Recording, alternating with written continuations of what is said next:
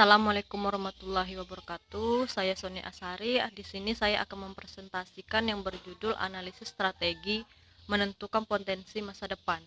Di sini saya akan mempresentasikan yang telah kami ringkas dari kelompok kami. Selanjutnya di sini rencana investasi secara umum, aplikasi strategi kunci pembelian aplikasi proyek potensi tinggi. Selanjutnya, model rantai nilai tradisional, diantaranya logistik, operasi, logistik keluar, penjualan, dan pemasaran jasa. Di sini penjelasan dari pengembangan portofolio aplikasi yang berperspektif strategis dalam aplikasi yang sangat penting untuk mempertahankan strategi bisnis dalam masa depan. Kunci operasional dalam aplikasi di mana organisasi saat ini bergantung pada keberhasilan, potensi tinggi, dan dukungan support aplikasi yang menilai tidak penting untuk disukseskan.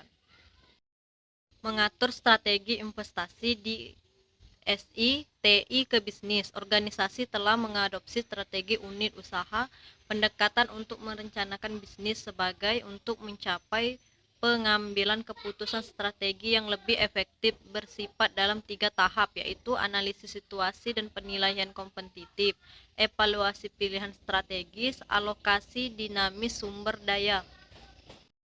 Analisis rantai pasok. Setiap perusahaan adalah kumpulan kegiatan yang dilakukan untuk merancang, memproduksi, memasang, dan mendukung produksinya atau jasa. Semua kegiatan ini dapat dipresentasikan menggunakan rantai nilai unit bisnis hanya satu bagian dari yang lebih besar. Serangkai kegiatan menambah nilai dalam suatu rantai nilai industri atau sistem nilai.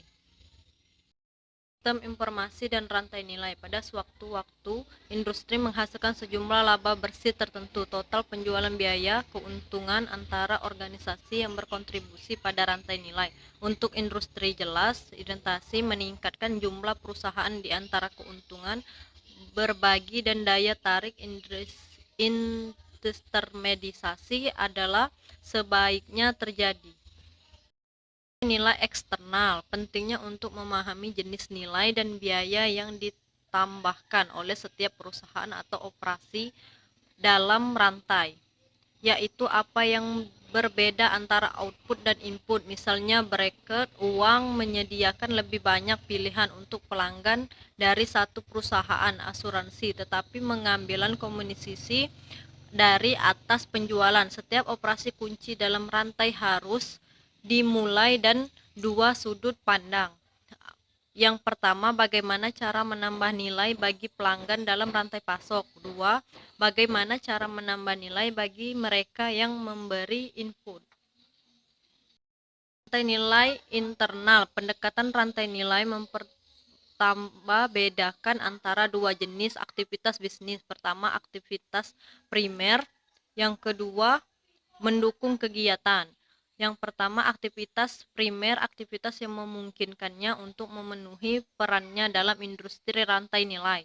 Yang kedua, mendukung kegiatan-kegiatan yang diperlakukan mengendalikan dan nilai secara tidak langsung. Nilai direalisasi melalui keberhasilan kegiatan utama. Sekian presentasi dari saya. Assalamualaikum warahmatullahi wabarakatuh.